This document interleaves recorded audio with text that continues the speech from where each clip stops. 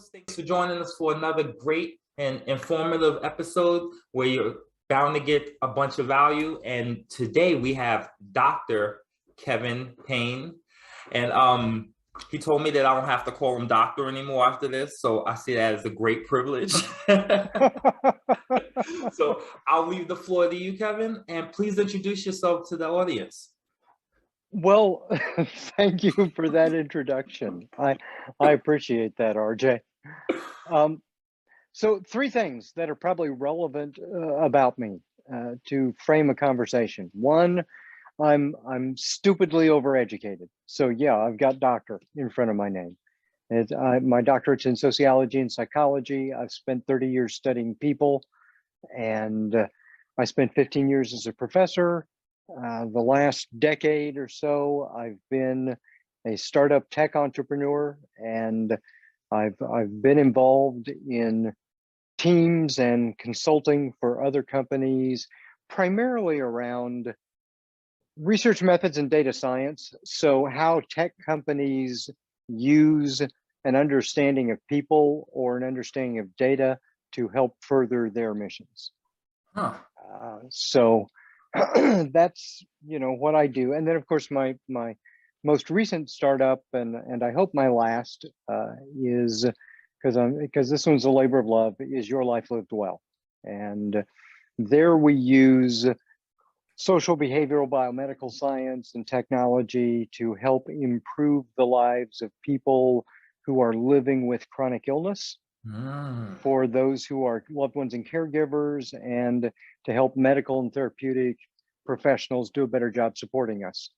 And that sort of leads me into point number two, and that is I live with multiple sclerosis. I've had MS. I've been symptomatic since 1989 when I was in college. I didn't get correctly diagnosed until 2006, which is not that unusual with MS. It's kind of a squirrely condition. And for people who don't know, they may have heard of the term multiple sclerosis, but they're not quite sure what it is. MS is a neurodegenerative autoimmune condition. So in other words, my immune system is attacking my brain and my spinal cord. Wow. And in MS, the multiple sclerosis literally means many scars. And the scars are what you see on an MRI that are the result of my immune system attacking the myelin, which is a fatty substance that surrounds the neurons in our brain and spinal cord. So the symptoms can be all over the place. They can be everything. Mine range from numbness and issues with my legs and chronic pain and chronic fatigue and fogginess in how I think sometimes, and another 30 symptoms that come and go. And I also spent a decade as a caregiver for a wife with an advanced cancer. Wow. So I've lived, the difficulties of chronic illness from both sides of it. And that really motivated me to turn those awful experiences through my science into an enterprise that can help other people not have maybe quite so difficult a path as I've had. And then my third thing that may be interesting for your audience is I am an enthusiastic skydiver. I Love it.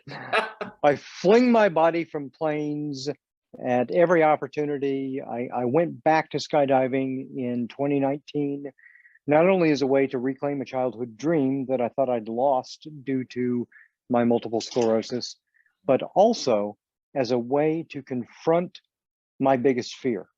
And it's not fear of heights. My biggest fear is my own body, because it has betrayed me in so many ways over the last few years. So I figured if I'm falling on the ground anyway, I'm going to go up 3 miles and fall with style and figure out a way to make my wonky body save myself every time. So that's me in a nutshell. And as you see behind me, that's my Akita Sanmo, and my little black rescue kitty, Moshi, is wandering around here as well. So they may visit us. I love it. Thank you for sharing that. Thank you for sharing Sure. that so much. And and I love the fact that you do it all with a smile. You know what I mean? A lot of people that went through situations that you went through and experienced, it really found it hard to force a smile on their face. So I think Man, life is a comedy or a tragedy, and really they're split by a hair's breadth.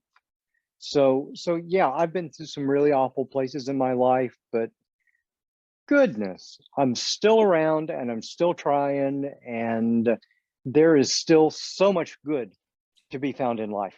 yeah. And so I'm not going to sit around making myself miserable. Mm. Which most people would do. And you mentioned something before. You said that your body failed you, but you never let your Yeah. mind do so. Well, it was touch and go there for a while. Oh I yeah. hit some really awful places. I had the worst exacerbation. So multiple sclerosis, most of us have the relapsing remitting form. So that means the symptoms come and go. Oh, And after a while, you'll be like me, where there'll be some symptoms that are always there, but then they get worse or better. And then there'll be other symptoms that kind of come and go at different times. And an exacerbation is when the condition flares up and you either get new symptoms or existing symptoms get a lot worse. oh wow. And so I had an exacerbation a few years back that was different from any that I'd had before. It was primarily cognitive. And under an MRI, we discovered that it was a massive right frontal temporal exacerbation. So what that means is this is the part of our brain that is doing a lot of our higher cognitive functioning, abstract thinking, it's processing social signals, it's logical thinking, it's emotional regulation. In fact, when you get damage to that area of your brain, the laundry list looks a lot like the symptoms of dementia. Gotcha. And so that was the worst exacerbation I ever had. And it really did blow up my life. It blew up one of my companies, it blew up my family. And I really did get to the point where I thought I no longer see a path from the life that is in front of me to a version of life that I'm interested in pursuing. Yeah. And so going back to skydiving was literally my last chance that I was giving myself to reclaim something that I thought that I'd lost and develop the confidence to save myself. Hmm. I'll ask you one more question on the topic because this Sure. is I really appreciate you sharing this. I really, really do. Do you believe that that your knowledge in your field of study, do you believe the knowledge that you gained from that was instrumental in helping you be able to deal with the mental part of this whole thing? I might be Yeah. wording it wrong, but No. I understand exactly what you're saying. And gotcha, it gotcha. was it was a double-edged sword, truthfully, because ultimately, yes, it doubtlessly was core in saving me. And that's one of the reasons why I do what I do now, because we think that living with a health condition that's not going to go away is just a little list of medical signs and symptoms that go with your diagnosis, but it's not, because living with a condition that's never going to get better spills out into all of your life. It changes the way you think about yourself, the way other people think about you, the way you function in the world. It changes the opportunities that the world puts in front of you. And everything you think, feel, do, say, relate, and how you operate in the world is affected. And you're not trained for that. And I'm not either. And nobody warns us that that's what's going to happen. And nobody warns us that that's what's going to happen when a loved one gets diagnosed. Because we have to realize that right now in the United States, over half of all Americans have at least one chronic health diagnosis. 18% of us have 5 or more chronic health diagnoses. Wow. 1 in 5 of us lives with chronic pain that constricts our life opportunities. 75% of us live with distress that causes depression and dysthymia and anxiety and other things like that.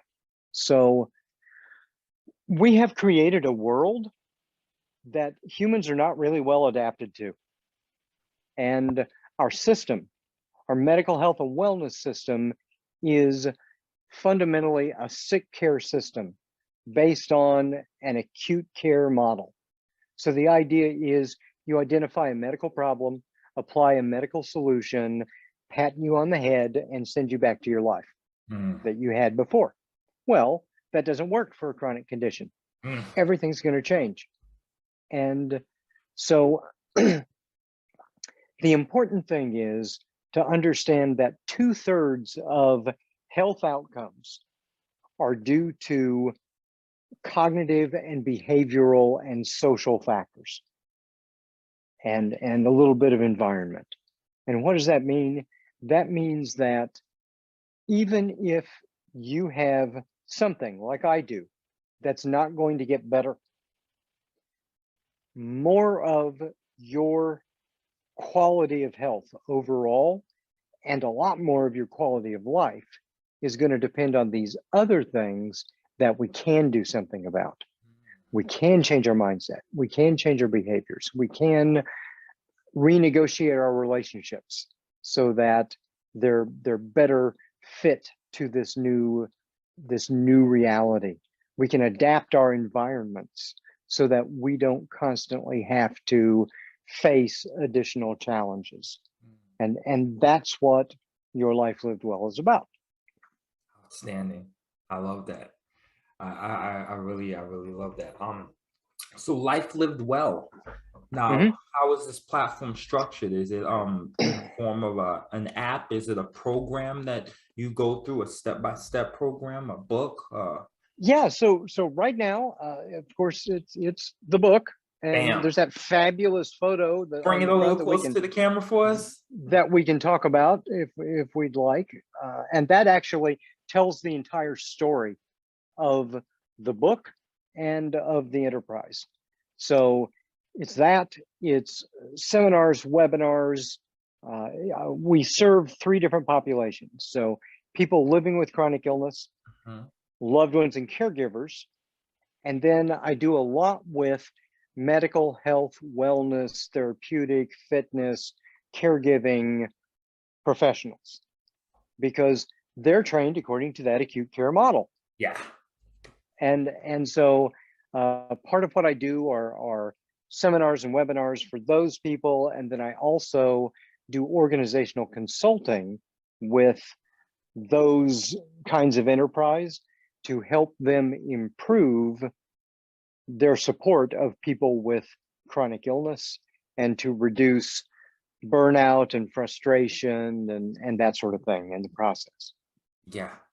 And then the app will be out in about a year. Outstanding.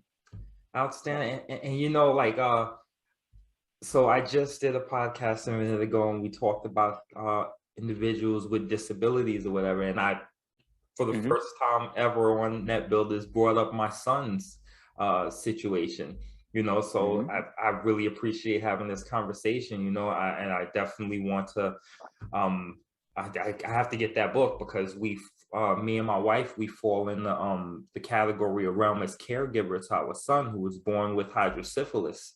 And so you're already, I'm pretty sure you're aware of the ventricles, water on the brain, you know, so it caused that laundry list that you mentioned, Hmm. scoliosis, vision gone, Hmm. bedridden, so, programs like this and bring a lot of value to people like me and my wife who, we're constantly that burnout. Burnout, I don't know how many times we've experienced burnout just from his appointments alone.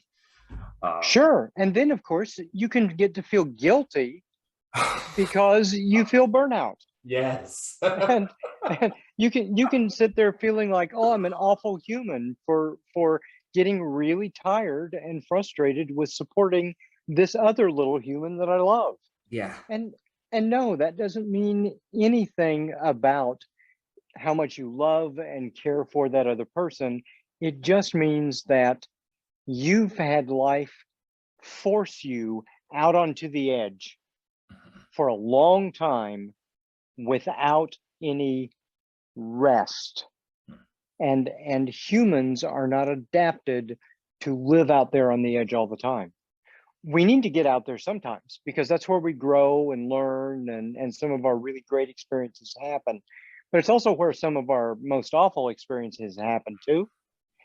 And in between, then we've got to take ourselves back to our home where we can feel secure and rest and relax and recover and recuperate and rebuild and grow and consolidate and all those things, Mm. so that we then have the energy to go back out there onto the edge again. So absolutely, you don't get to feel guilty about that, because that just means that you are human. And it is ironically a reflection of how much you do love and how much you do care, because you have set your standards for what you do so far beyond what a human is capable of doing. That is that is that is wonderful and is to be respected and supported, but it is also unrealistic, and you can't get down on yourself for just being human and Mm. just and having real limitations, because you can't give care unless you are also caring for yourself, and give yourself some kindness and some grace when you fail those expectations. Outstanding. Outstanding. See, I told you no matter what you talk about, you're going to bring great value to everyone, including me. So You're very kind. I appreciate it. I really appreciate it. Um, so, um, you speak of the edge, Hmm. do you feel like since you took your experiences and instead of Hmm. just saying, okay, I feel at peace and I'm okay with it, you decided to Hmm. help others? Do you feel like sometimes that puts you on the edge because you're kind of soaking in some responsibility for others? Sure, but let me define the edge, because it's really important, because this is it's one of those things that we misunderstand. Mhm. And so it's one of the things that I wanted to clarify with the book and help people understand better. So think about it this way: the edge is a ratio. It's a ratio between the capacity you can deliver right in this moment and the demand of the task in front of you. So every time we're trying to do something, there's a certain demand that we've got to meet or we're going to fail, right? Fair enough. Yeah. So what happens is, if the demand is really low and your capacity is really high in this moment, then you're bored. If the demand is a little higher but still relatively low, then this is habit. This is automaticity, right? You're just going through it and you don't even have to think about it. And it gets a little bit higher, now we're engaged. Okay. And these are things, now we have to think about it, we have to be present in order to do it. And as we get closer and closer, as that demand gets closer and closer to the capacity we can deliver in this moment, then we get some of the most amazing, beautiful human experiences. These are called flow experiences. And we all know it. When you get in the zone, when you get in the groove, when you're succeeding and you're learning and you're just firing on all cylinders, right? And you just know that you are all that in a bag of chips, you know? I love it. You know that. And so those are really cool, and those happen at the edge. But if the demand, here's the tricky thing about it. If the demand slides just a little bit over the capacity you can deliver now you're going to fail. Mm. So that distance between our greatest successes and our failures is razor thin. It's razor thin. And as you're learning, people don't understand that they want to downplay failures. But failures are an indication that we are at our edges. And that's where we learn, and that's where we grow. And that's just like, for example, if you want to build bigger muscles, you're going to hit the weights, and you are going to stress your weights. You're going to like lift to failure. And then you're going to allow yourself to rest and recover and grow. Same thing happens. We grow the same way cognitively by facing bigger problems that we're sometimes going to fail at, emotionally, socially, in relationships. This is why relationships are tested, and they're either strengthened or broken when they go through these extreme events, right? So now we're failing, and then a little bit more, we're still failing, but we are overwhelmed, and a little bit more, and we become injured. Oh, wow. And a little more than that, and this is what trauma is. This is trauma. So if you take on something so big that it is well outside of your capacity to deliver on any circumstance right now, then you're setting yourself up for injury or trauma. So one of the things that I had to learn, because my illness had just knocked me down so far, for the last 20 years, I had been always the expert in the room. I'd been the professor, I'd been the expensive consultant that came in, and my illness had knocked me down so far, I had to learn a new humility. I had to be humble in the world. I had to regain a beginner's mindset. I went back to skydiving because I knew I was going to suck at it to begin with, because my body doesn't want to do some of those things easily. And yet, by taking myself back to the basics, that was the only way that I could step by step gently grow my capacities again. And so in 2019, I went back. Your first license in skydiving, it's called your A license. It normally happens after 25 jumps. It took me 47 because I had a difficult time learning to understand what my legs were doing and control them in free fall.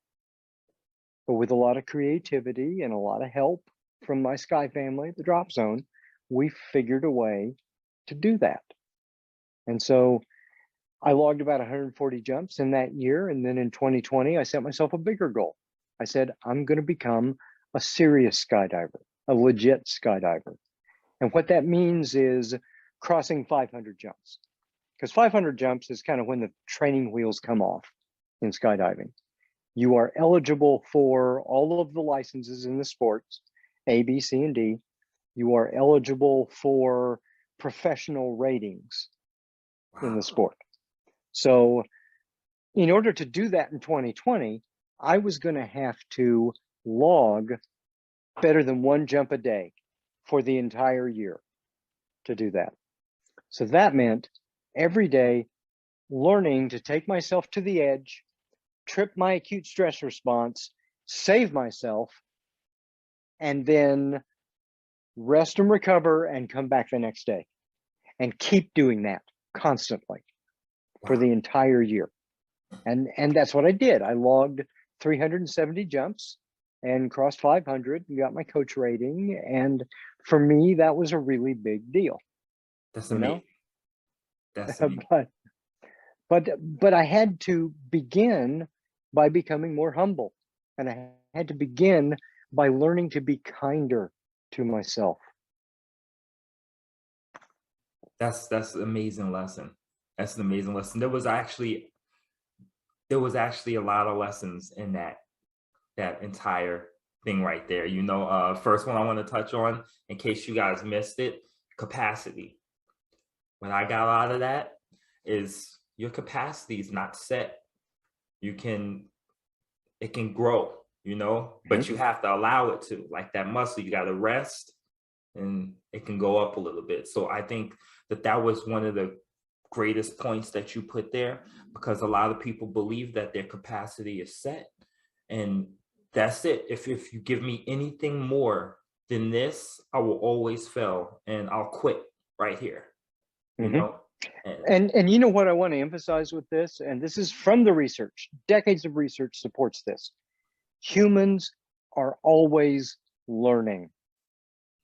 We learn until we die. And if you are not paying attention as you are moving through life, you're still learning. You just don't realize what you're learning. So if, for example, you spend 3 hours sitting on the couch watching cheesy TV and scarfing down a bag of Cheetos,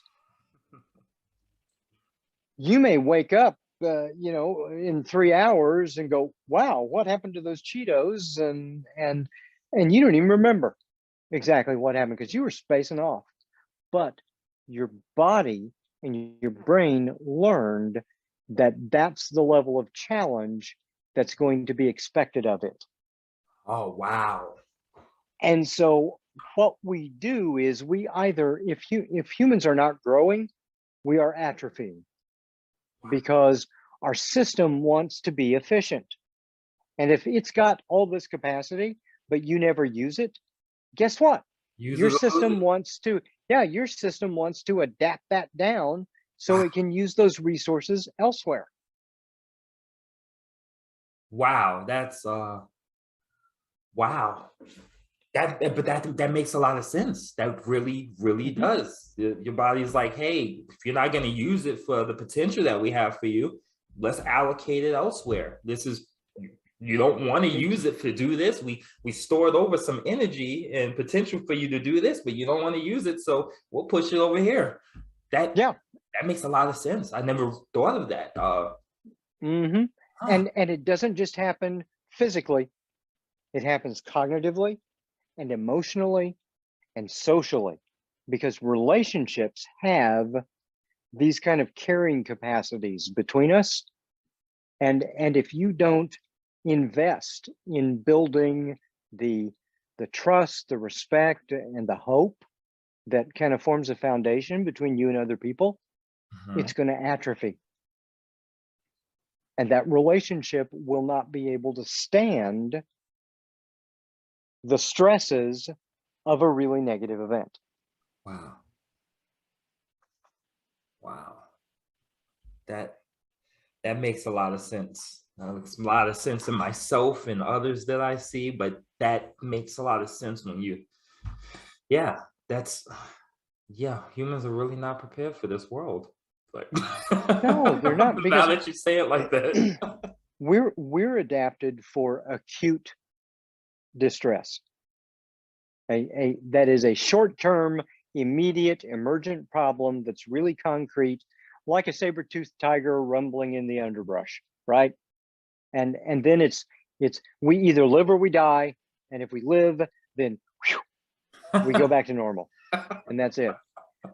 But those aren't the challenges that we live in our day-to-day world. It's like chronic illness. It's like chronic distress. It's like chronic, good grief, we are all in the whole world under chronic distress for the last couple of years. Because, over 2 years in now, and we don't see an end to the way the pandemic is changing our world. we still haven't figured out a way to adapt and go back to a quote unquote normal. Mhm. And that's distressing. And we are not made to have distress going all the time, because your distress is that triggers what's called the parasympathetic nervous system, Hmm. which is the acute stress response, sometimes called the fight or flight response. There's Mhm. really a lot more to it than that. It's really freeze, front, flight, fight, fawn, flock, fright, faint. There's a bunch of F's going on there. There's a lot of options. I call it the F it response. And Aptly named. yeah, and they are all about getting distance between you and the negative thing. Gotcha. That's what they're all about. But a lot of these distressing things that we live with, like for me, my multiple sclerosis. Well, I'm sandwiched in my carcass with that thing and I can't get away. So we've got to have different tools for understanding this, because if you can't relax your parasympathetic nervous system, your fight or flight response, Mhm. you cannot engage your sympathetic nervous system. And that is sometimes called your rest and digest system or your feed and breed system. And what that's about is that down regulates all of our systems. So that slows down your heart rate and your breathing and relaxes you and allows you to recover and rest and sleep and rebuild. Mhm. But if you're always jacked up like a saber-toothed squirrel from the Ice Age movies, you know, Yeah. then then you're never going to allow yourself the ability to relax, because you cannot relax your way out of distress. Fundamentally cannot happen, because if your parasympathetic and your sympathetic nervous systems are both trying to engage, guess what? The fight or fight response, all those F's, that's going to take precedence. Why? Because that has the urgency of trying to save you. And that's always going to take second place in your basal primal brain to resting and relaxing.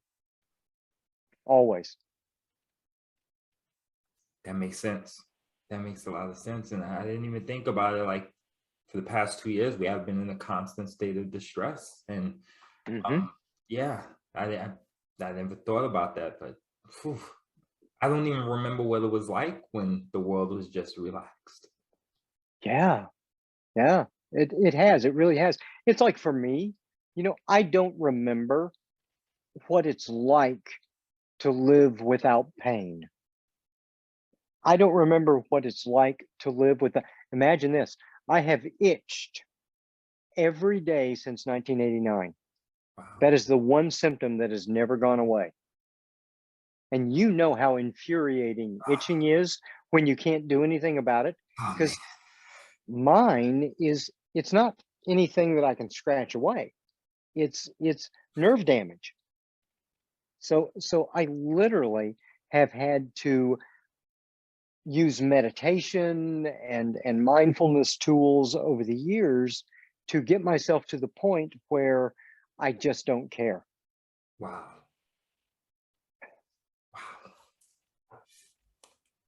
Wow. That's the only word I can say for that. Like, wow. It's all I've got, man. This is the life I've got in front of me, and I've got to try to make the best out of it. And yeah, itching all the time sucks. Being in pain all the time sucks. Being fatigued all the time really sucks. I mean, imagine that you stayed up for like maybe around 20 hours or so. And you're kind of like this about that time. Well, for me, I can do everything right, and I do. I'm really zealous about protecting my sleep, Mhm. and I get a good night's sleep, and I'm regular with it, and all the stuff that I'm supposed to do. But when I wake up in the morning, that's how I feel, like I've been up for about 20 hours. Wow. And then I start getting I start the day very tired. And by the end of the day, I'm medically fatigued. Whereas, a normal person, quote unquote, if, So you're going to start, and yeah, gradually you become tired, then by the end of the day, fatigued. But maybe, I mean, probably at the end of the day, you're just really tired, yeah, because medically fatigued is qualitatively different. And you can push through being very tired, because on the other side of tired is fatigued. But on the other side of fatigued is exhausted. And medically exhausted is dangerous. wow. Medically exhausted is, I mean, because you've seen, like, they get people, they've been trapped on the ocean for a couple of weeks and they get them back. And what's the thing that they're complaining about? They're saying they're almost to die of exposure and exhaustion. Mhm. Well, that's what's on the other side of fatigue. So when people don't understand, they talk about their friends with chronic fatigue, and they say, well, you don't look sick, and all that. They don't get it, that on the other side of tired is fatigue. And you may have lived that, but that's no big deal, because you can get a good night's sleep and the next day you're going to be back to normal again. Yeah, yeah. On the other side of my fatigue is exhaustion. And that becomes really dangerous. So I have to be really careful. And when I do my best, I get back to really tired. So Wow. I'm starting off the day at a deficit to See, begin and with. I think about it because I was in the army for 10 years as an infantry soldier, and we would Mhm. do the 12-mile ruck marches. You throw all your gear and everything. And the thing is, we would go to 12 miles. We had to do 12 miles in, I think, 3 hours. Now, Mhm. by the time you're finished, you're like, I just want to close my eyes forever. But Yeah. the thing is, like you said, I get to, after we're finished, they pick us up in the truck, we go back to our rooms, we go to sleep, we wake up the next day, and it's like, I'm good again. But I can't imagine to do that ruck march, get some sleep, wake up, and still have that tiredness there. That's Yeah. wow. I mean, people need to think about your energy like a bank account with an overdraft function. Huh. And so you, for example, maybe you get $800 a night, as you sleep. That gets deposited in your account. And the next day you do, say, $700 worth of stuff. And so by the end of the day, you're going to feel tired. Mm. Your account's going to be pretty low. But me, let's say I do the best I can, and my account only gets $400 overnight. So I start my day $400, and I do $700 worth of stuff just like you. But now I've drawn my overdraft. Yo, but you're on 300. Yeah, 300. And now let's say that my bank is going to charge me $50 for the overdraft fee. Oh man. So now I'm down 350. So when I rest for the next night, the next day, I got $50. You got the You 400 back, but you still were overdrafted $50. exactly. So I got $50. You're starting the next day with 700 Wow. or 800 again. So I mean, that's the difference. What a great That's analogy. Like, to really put it in perspective. That was an amazing Mhm. analogy. Thanks.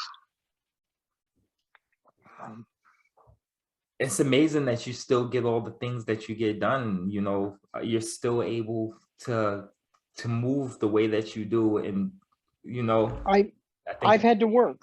I've had to work hard, and I've had to be really slow about it. And I have to be respectful of my limits.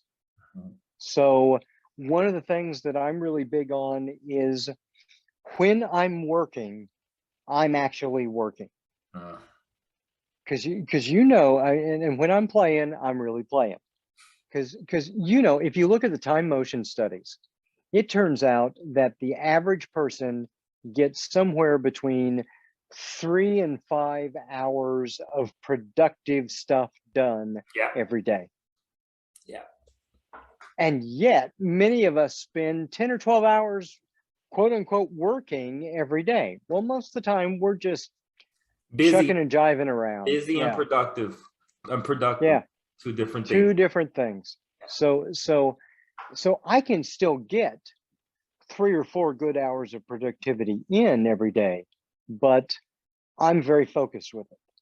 So it's like I start every day, I get up around 5 because my system works better in the morning. Okay. And so I get up around 5, I meditate, and I take stock of what's working in my body that day, and what my limits are going to be that day, what I have to work with. And then I work out. So I lift weights in a row, and then I write for a little bit in the morning or analyze some data, and I get something productive done first.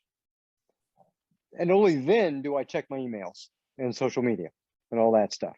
And so like the first break, then I will do that because that's relevant to my business. And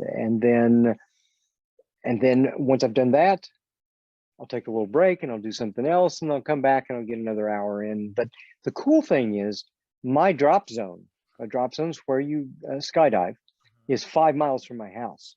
Nice. And I generally work at home. So when the weather's good, I can just, knock off and I work for myself. And granted, my boss is a jerk, but I know where all of his skeletons are buried. So he lets me take off whenever I want to.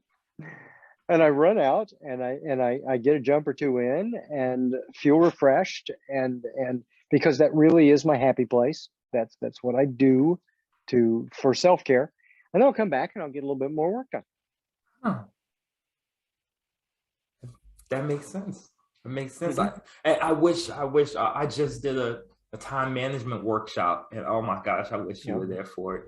Like you, well, I'll tell you what, people talk about managing time, and I'll tell you, that is the wrong perspective. You can't manage time. You can manage what you do with your time.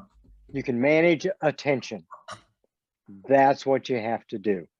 And what that means is you've got to practice, because you are not adapted for your attention to stay focused on one thing. That's not the way humans are adapted, because that's not what we needed for our ancestors out on the savannah. You're right. And so that's one reason why meditation is such a good tool, because fundamentally, whatever else you're doing with your meditation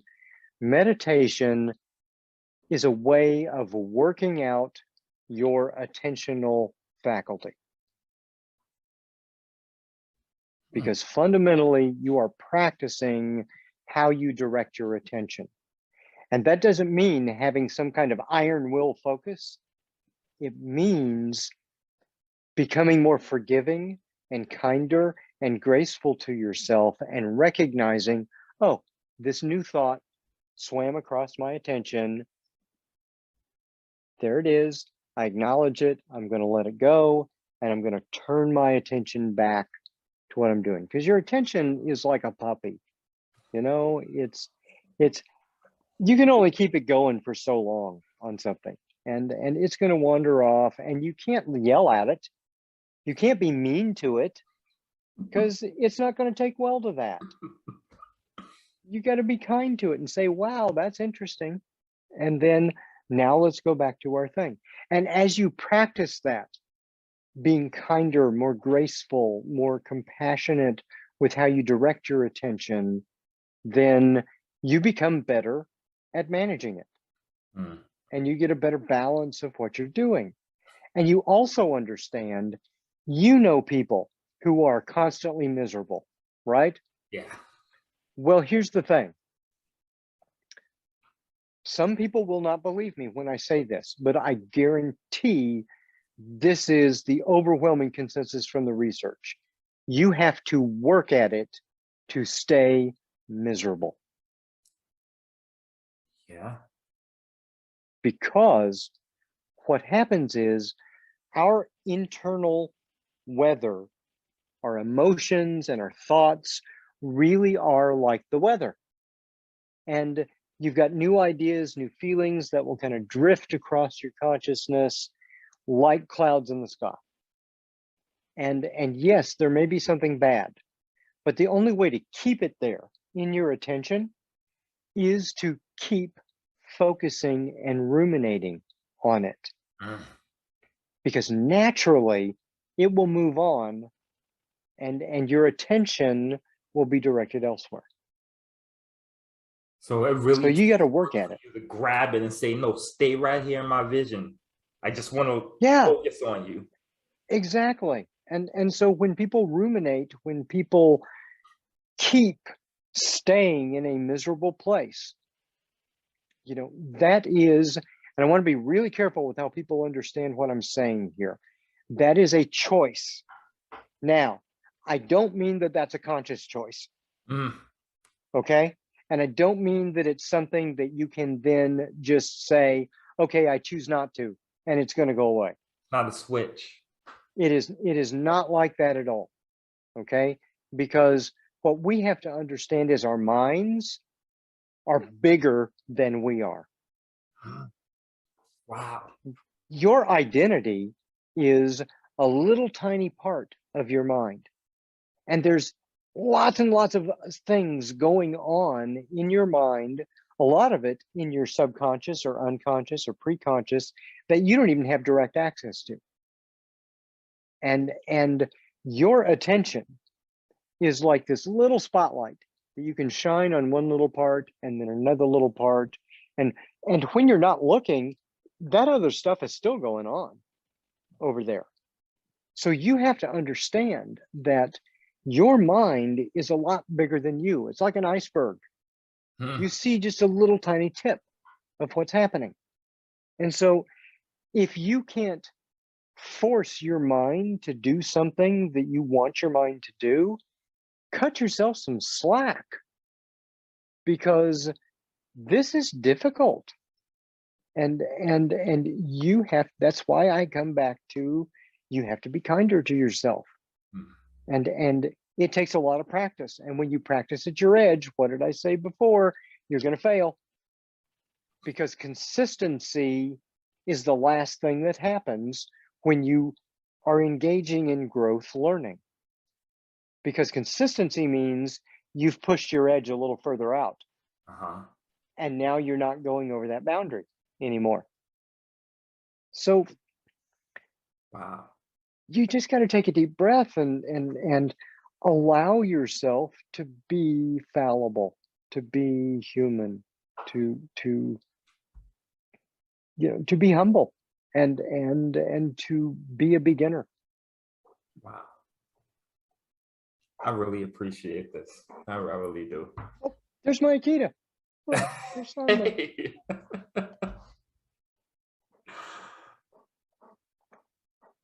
So I'm about out of time. Sure. Now, is there a way you could share some information on where our audience can find you or contact you, or especially to download the book as well, or buy the book, I'm sorry. Yeah. I've made it really easy on everybody. Go to yourlifelivedwell.co. Doesn't get easier And than that. that's right. And you can download a free 100 pages from the book and see if it's something you'd be interested in. You can see the schedule for all the upcoming webinars and seminars.